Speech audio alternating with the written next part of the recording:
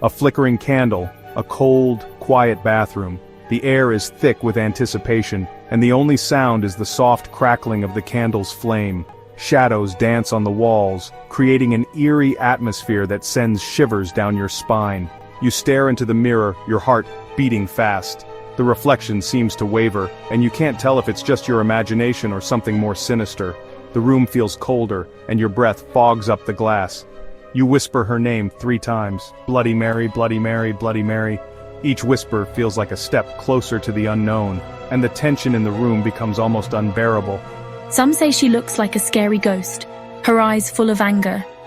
Her presence is said to be overwhelming, a mix of rage and sorrow that chills you to the bone.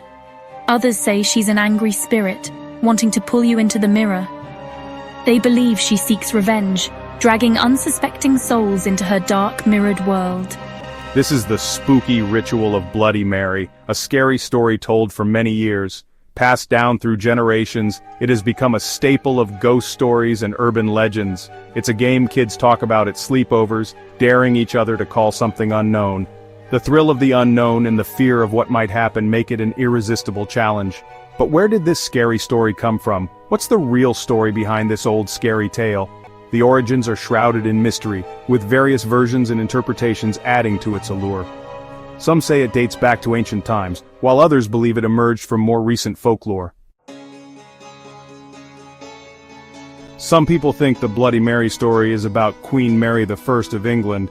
She was called Bloody Mary because she hurt a lot of people. Her time as queen was full of violence and fear. Mary really wanted a child, but she lost her babies and had one fake pregnancy. This made people say she killed children, and their souls are now stuck with her ghost. Did her bad actions create the angry spirit we call Bloody Mary? Or is there a darker, scarier truth hiding in the shadows? The Bloody Mary story is older than Queen Mary, which makes us think of even older, scarier things. The legend has been passed down through generations, evolving and growing more terrifying with each retelling. It's a tale that has seeped into the very fabric of our collective fears, a story that refuses to be forgotten. Some people believe mirrors are doorways to other worlds and that you can call spirits with them.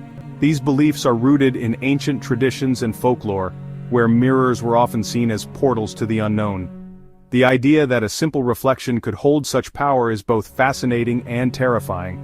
Could Bloody Mary be something from these old fears, a warning not to mess with things we don't know? The ritual of summoning her, often performed in the dead of night, is a test of courage and a brush with the supernatural. It's a reminder of the thin veil between our world and the unknown. Local stories are full of witches and ghosts trapped in mirrors. These tales are whispered in hushed tones, shared around campfires and in darkened rooms. They serve as cautionary tales, warning us of the dangers that lurk in the shadows and the consequences of dabbling in the unknown. These stories usually have betrayal, murder, and someone wanting revenge. They are filled with dark emotions and tragic endings, painting a picture of a world where the past never truly dies.